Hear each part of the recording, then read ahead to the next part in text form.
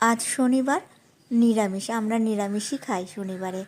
তাই দুপুরের মেনুতে ছিল বিনস দিয়ে আলু পোস্ত আর মুগের ডাল দিয়ে পালং শাক।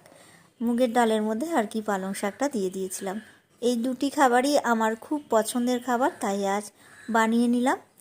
প্রথমে সর্ষের তেলের মধ্যে একটু ফোড়নে 5 ফোড়ন দিয়ে বিনস আর আলুটা একটু ভাজা ভাজা করে নিলাম, একটু লাল করে ভেজে নেব। তারপরে দিয়ে দিলাম পোস্ত আর কাঁচা লঙ্কা বাটা,